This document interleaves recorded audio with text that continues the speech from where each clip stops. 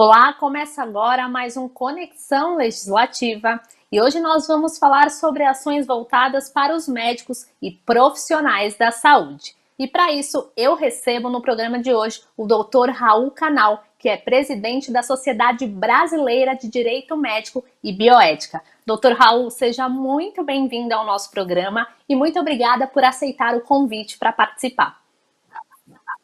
Olá, Amanda. Olá, queridos amigos, telespectadores da TV Alesp e do programa Conexão Legislativa. É um privilégio estar novamente com vocês. Obrigado pelo convite e pela oportunidade. Doutor, no programa de hoje nós vamos falar sobre algumas ações, voltadas para os médicos, profissionais de saúde que são fundamentais e durante essa pandemia do coronavírus nós podemos perceber ainda mais a relevância desses profissionais. Então gostaria que o senhor começasse falando de uma novidade trazida pela Anadem, que é o Manual do Uso das Células-Tronco. Conta um pouquinho para a gente sobre essa iniciativa, o que são as células-troncos também. As células-tronco mesenquimais são células especiais que nós temos em pequenas quantidades no tecido sanguíneo, na medula óssea, no tecido adiposo, na polpa do dente e no periósteo, no palato. Essas células têm a capacidade, elas são diferenciadas, que elas têm a capacidade de se autorreproduzirem, se autorreplicarem de uma forma infinita e de se autodiferenciarem. Então, uma célula-tronco mesenquimal, independentemente da sua origem, de onde ela foi coletada, ela pode se transformar em qualquer outra célula do corpo humano. Ela pode se transformar em tecido conjuntivo, em ossos, em cartilagem, em cabelos, em pele, enfim, qualquer outra célula do corpo humano.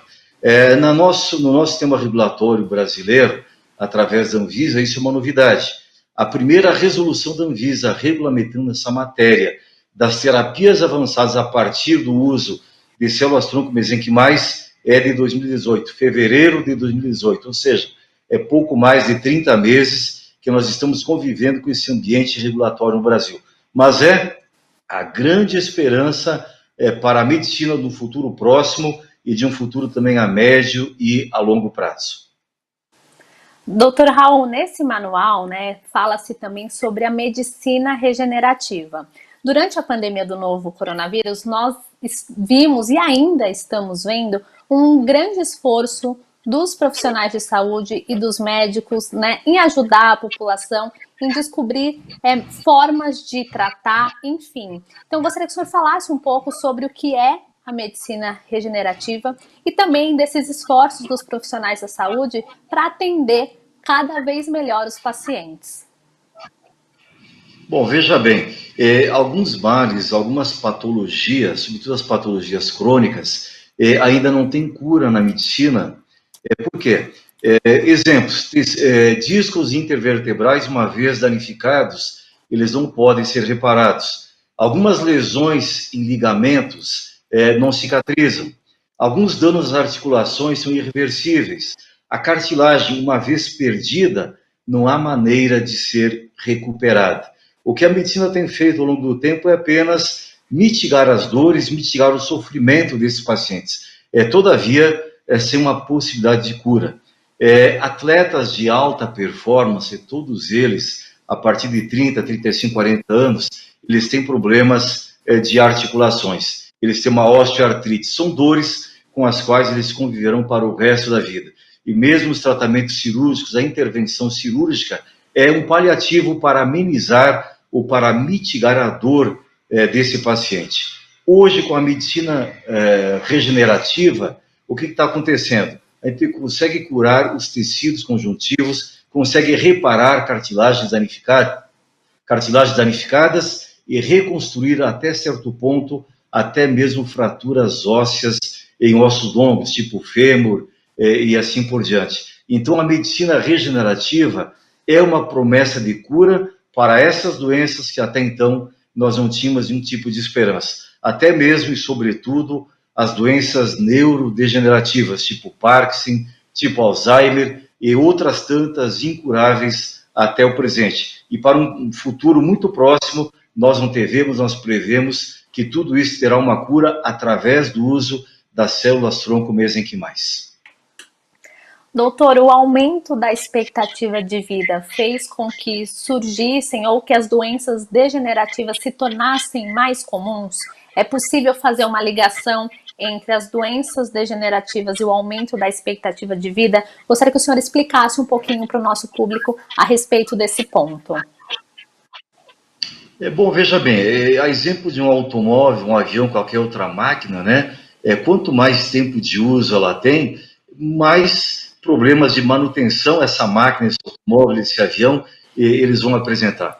O organismo humano é a mesma coisa. Se veja que na década de 40, no século passado, estamos falando há 80 anos atrás, quem nasceu na década de 40, quando ele nasceu, a expectativa de vida dele era de viver apenas 48 anos. Quem nasceu na década de 60, quando eu nasci, por exemplo, a expectativa de vida era de 65 anos. Quem nasce hoje, a expectativa hoje é de 80 anos de vida, certo? Mas as pessoas certamente viverão no mínimo 120 anos. Quem está nascendo hoje viverá no mínimo 120 anos. Então, mais tempo de uso da máquina humana, outras doenças vão surgindo com o uso dessa máquina, certo? Então, sobretudo, as doenças degenerativas. Para isso vem a medicina regenerativa. E hoje, Amanda, a notícia que eu te trago, a notícia alvissareira que eu te trago, é que doenças, eu vou até elencar aqui, porque não dá para lembrar de todas, né? Mas tipo a esclerose lateral amiotrófica, a famosa ela terá cura no futuro muito próximo com o uso de células-tronco mesenquimais. Pseudoartroses, cirrose hepática, esclerose múltipla, acidente vascular cerebral, ou seja, hoje uma pessoa tem um AVC e ela fica com sequelas neurológicas, um membro paralisado, o braço direito, a perna esquerda, o braço esquerdo, a perna direita, a face, um lado da face, isso vai ter cura depois de um AVC. Isquemia de membros, anemias, lesão medular, doença de Parkinson, ataxias, lesão cerebral, coadjuvante em transplantes de órgãos, artrite reumatoide, lesões de medula, queimaduras, distrofia muscular de Duchenne, coinfusão de transplantes de células-tronco, hematopoéticas, lesões pulmonares, lúpus, doença Burger, derrame, hiperdermolose esvoliosa, AIDS, osteoartrite, úlceras de pele, cardiopatias, diabetes, nefropatias e tantas doenças que hoje, através da farmacopeia, através da química, através da radiologia, através de tudo isso, nós conseguimos mitigar, aplacar a dor ou minimizar os efeitos, as sequelas da doença. Nós teremos a cura definitiva delas a partir da infusão de células-tronco mesenquimais. E isso é um material biológico do próprio paciente, ou seja, não terá nenhum efeito colateral, não terá nenhuma rejeição do organismo, até mesmo transplante de órgãos, né? E hoje nós temos aí uma demanda reprimida de transplante de órgãos. Pessoas ficam anos e anos na fila, esperando por um rim, por um coração, por pulmões, por um fígado e por córneas, inclusive, certo? Até conseguir um doador que seja compatível, que não haja rejeição. No futuro próximo, através das próprias células-tronco do indivíduo, através do material biológico dele próprio, ou seja, sem qualquer rejeição do organismo, sem qualquer efeito colateral, poderá se conseguir um novo órgão, uma córnea, um rim, um fígado, um pulmão, até mesmo um coração. Com o próprio material biológico do paciente, isso será possível, talvez na próxima década, nas próximas 2 décadas, sendo até um pouco pessimista. Doutor Raul, muito interessante, né, toda essa explicação que o senhor trouxe e também mostrando essa evolução da medicina que no futuro próximo vai poder aí trazer soluções para as mais diversas doenças. Trazendo um pouco para esse momento que nós estamos vivendo, pandemia do novo coronavírus, nós também percebemos um grande esforço, né, dos profissionais da saúde, dos médicos, para entender melhor a Covid-19, porque que ela era mais grave ou menos grave em algumas pessoas, com relação aos tratamentos daqueles que ficavam doentes nas formas mais graves, enfim. Gostaria que o senhor falasse um pouco sobre a importância desses esforços dos médicos e dos profissionais da saúde, como o senhor acabou de citar também, para o aprimoramento da medicina e também aí visando salvar vidas ou até melhorar, devolver qualidade de vida para os pacientes? Realmente, a classe médica, sobretudo os pesquisadores, cientistas, estão de parabéns. E você veja que doenças tipo sarampo, tipo varíola, tantas outras infecções contagiosas também, nós levamos 20, 30 anos, 40 anos para desenvolver uma vacina. Na questão do Covid-19, nós conhecemos esse vírus há pouco mais de um ano, né? No Brasil ele chegou no carnaval, ou seja, há 10 meses. E nós já temos aí pelo menos meia dúzia de possibilidades de vacina viáveis que estão sendo apresentadas à humanidade. Isso, em termos de história da medicina, é uma coisa totalmente recorde. Nunca antes, em questão de um ano, nós identificamos o vírus, fizemos a leitura do DNA dele e desenvolvemos várias possibilidades de vacina viáveis para combatê-lo. Então, os nossos pesquisadores realmente foi um esforço sobre-humano enfrentar o vírus da forma como nós o enfrentamos. Isso não tem qualquer precedente na história da humanidade. Pela primeira vez, estamos falando em vacinar 7 bilhões de seres humanos com 2 aplicações, 2 doses em cada ser humano. Então, precisamos 15 bilhões de doses de vacina. O que eu tenho dito que a maior dificuldade será não desenvolver a vacina, mas sim a logística para distribuir e fazer com que ela chegue a todos os habitantes, a todos os inquilinos do planeta Terra, né? O desafio será a logística e não a questão científica do desenvolvimento da vacina. Talvez tenhamos mais dificuldade em produzir embalagens para transportar, meios físicos para manter essa vacina num ambiente térmico favorável e que a preserve, que ela não perca as suas características e as suas potencialidades, transportá-la aos rincões, às províncias mais distantes, será mais difícil do que desenvolvê-la e produzi-la. Nós, a Anadem, juntamente com a RCRIO, que é um centro de processamento celular localizado em Campinas, protocolizando junto ao CEP, Comitê de Ética e Pesquisa da Universidade de São Leopoldo Mandic, foi aprovado, já foi aprovado no CONEP e está na fase pré-clínica na Anvisa agora, e eu imagino que até maio tenhamos já a aprovação da Anvisa, uma pesquisa clínica para o combate ao Covid-19, utilizando as células-tronco mesenquimais extraídas a partir da polpa do dente de leite. Veja bem que a grande novidade disso, diferentemente da vacina, o fundamento desse tratamento é você fortalecer o sistema imunológico do organismo, fortalecer, sobretudo, os pulmões do indivíduo contaminado, para que você mitigue e controle a reação inflamatória, a resposta inflamatória do organismo ao Covid-19. Esse protocolo clínico, uma vez aprovado, ele servirá no futuro para todo e qualquer vírus, todo novo vírus, H1N3, H1N4, Covid-20, Covid-21, Covid-64, enfim, todos os vírus que vier no futuro, você poderá utilizar o mesmo protocolo, o mesmo princípio. Por quê? Você vai controlar a resposta inflamatória do organismo. Você disse, Amanda, durante a sua pergunta, no enunciado da pergunta, que o vírus reagiu de forma diferente em cada organismo humano, e nós não conhecemos ainda as suas reações. Na verdade, quem reagiu de forma diferente foram os organismos. O vírus, ele age nos organismos de forma idêntica, de forma linear. É a resposta inflamatória desse organismo que vai definir se ele vai passar pela infecção, vai se curar de forma assintomática, se ele vai ter uma febre, se ele vai ter uma gripe um pouco mais forte, se ele vai perder o olfato, a audição, se ele vai perder outros sentidos do corpo humano, se ele vai ter que ser entubado, se ele vai ser internado numa UTI, se ele vai chegar na fase pulmonar ou não. Ou seja, tudo isso depende da resposta inflamatória do organismo. E de acordo com essa resposta, ele pode até ir a óbito ou não. A maioria dos seres humanos serão infectados, terão alguma reação, alguns sintomas, a maioria será assintomática. Vai saber depois que passou pelo vírus. Por quê? O organismo, para combater o vírus, sem reagir de uma forma inflamatória exacerbada.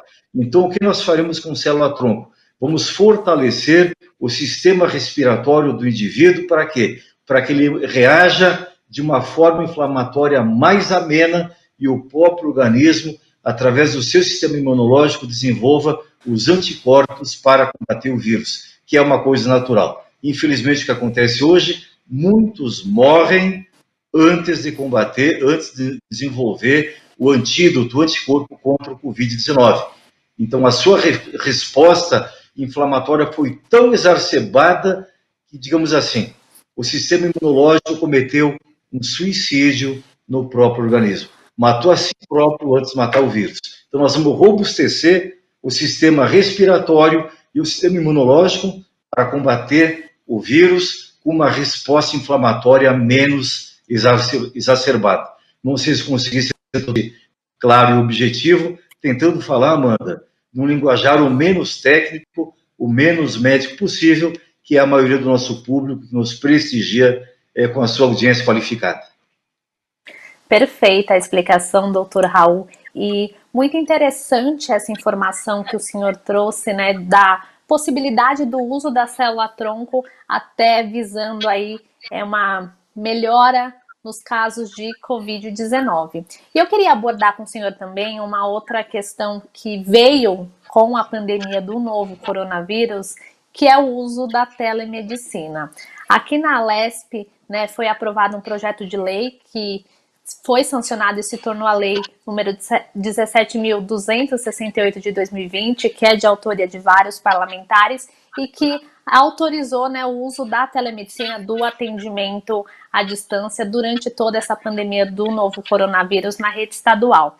Então eu gostaria de ouvir o senhor, como presidente da Sociedade Brasileira de Direito Médico e Bioética, os impactos, né, do uso da telemedicina, algo que a gente ouvia falar, mas que com a pandemia chegou com bastante força, né, na vida de todo mundo e acabou sendo uma opção para as pessoas que precisavam de uma orientação ou de um acompanhamento nesse quesito aí de evitar a ida até um hospital. Então, gostaria que o senhor falasse um pouco da importância da telemedicina. O senhor trouxe essa novidade das células-tronco. Gostaria que o senhor falasse também da telemedicina, que chegou como uma novidade durante a pandemia e que tem sido bastante utilizado aí como uma opção. Quais são os impactos da telemedicina e o que o senhor vê de positivo que pode ter trazido durante esse período tão atípico que nós ainda estamos enfrentando?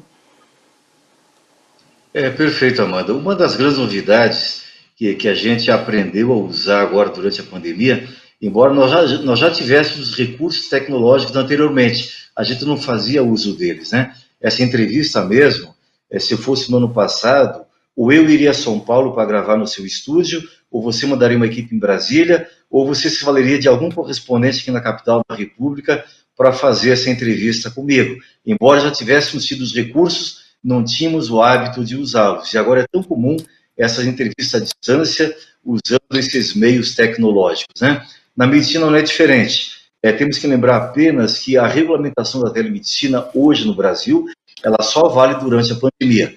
No momento que a OMS decretar que a pandemia foi controlada, que não existe mais uma pandemia mundial, a telemedicina deixa de ter suporte legal para ser usada no Brasil, porque tanto a portaria do Ministério da Saúde quanto a lei federal, eles são de uma forma provisória. Só vale durante a pandemia, depois não vale mais. Mas é uma forma que não vai retroceder. Esse hábito que se criou agora vai ficar de uma forma permanente. Então, eu quero acreditar que o Conselho Federal de Medicina já deve estar se debruçando sobre isso, então, logo acabe a pandemia, vem uma resolução, pode ser, não precisa ter uma lei federal para isso. Uma resolução do Conselho Federal de Medicina já é o suficiente para legalizar a telemedicina no Brasil.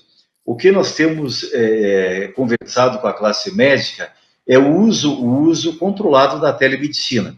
Então, veja bem, aquele paciente crônico, você veja, o paciente mora no interior de São Paulo ou mora em outro estado, e todo mês ele retorna ao seu médico até a capital, pega um avião, pega um ônibus ou vai com um carro, se desloca horas para ser atendido pelo seu médico. Todos os meses ele faz isso. Isso não é uma coisa inteligente, não é necessário.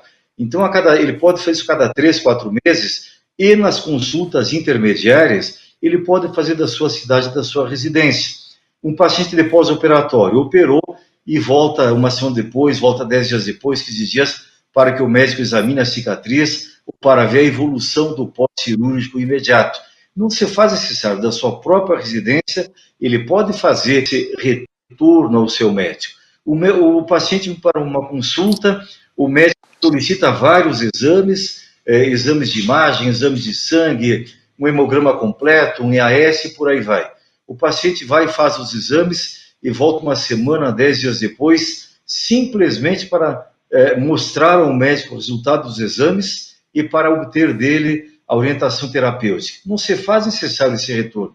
Isso pode ser feito por telemedicina. Agora, a primeira consulta, o primeiro contato com o médico, nós entendemos que não pode ser à distância. Quer dizer, o médico presencial ainda vai ter que existir. Por que, Amanda? Existem vários recursos durante uma consulta médica. O exame clínico, a palpação, a ausculta do coração, a medição da pressão arterial, a observação da forma como o paciente caminha, se senta, gesticula, a sudorese do paciente, o cheiro do paciente.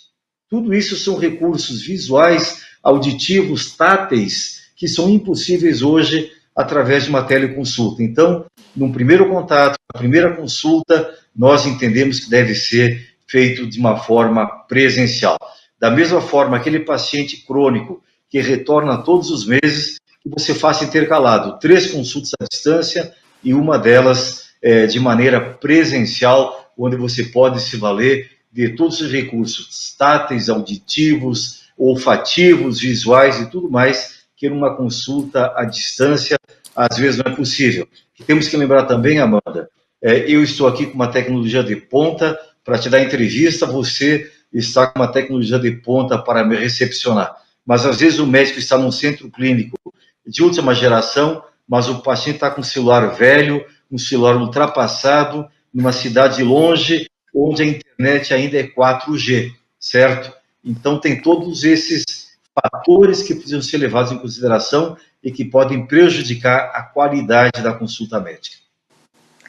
Doutor Raul, o nosso programa está se encaminhando para o fim, mas antes de terminar, eu gostaria que o senhor falasse um pouco para as pessoas que estão nos acompanhando, né? O que a gente pode esperar da medicina do futuro?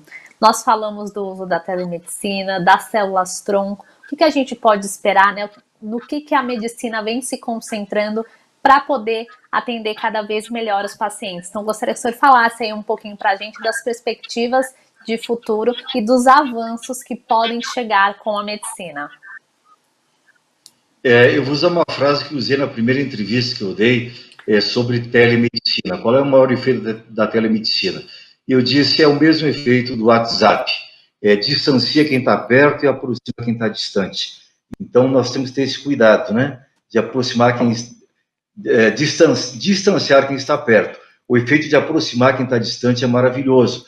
Mas, às vezes, um casal de namorado, na mesmo restaurante, discutindo pelo WhatsApp, né? E não conversando olho no olho. Então, tem que ter esse cuidado de não afastar o médico do paciente, não afastar o médico do doente, o doente não se afastar do seu médico, os médicos voltarem a tratar de doentes e não apenas de doenças. Então, não podemos desumanizar.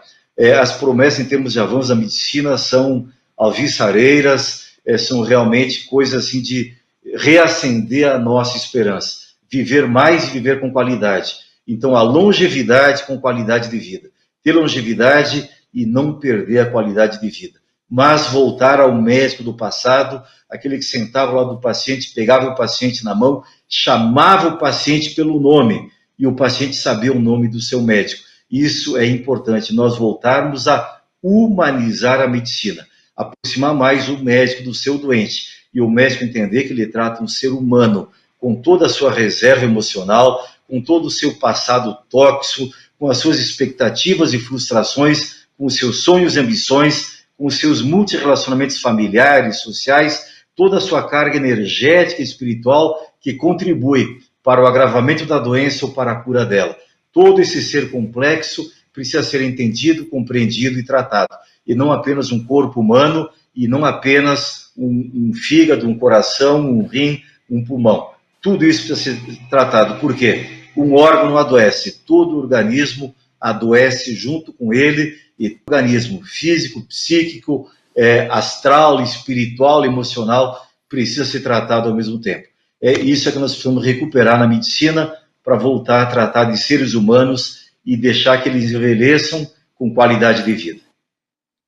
Dr. Raul Canal, muitíssimo obrigada pela participação no nosso programa de hoje, por mostrar para o nosso público os esforços da medicina e também o que a gente já pode esperar para o futuro, né, com todos esses avanços. Muito obrigada. Obrigado a você, Amanda, a toda a produção do Conexão Legislativa. Obrigado à nossa audiência qualificada. Foi um privilégio ter estado com vocês. Esse foi o Conexão Legislativa de hoje. Você pode conferir todos os conteúdos produzidos pela Rede Alesp acessando o nosso canal no YouTube. Muito obrigada pela companhia e até o próximo programa.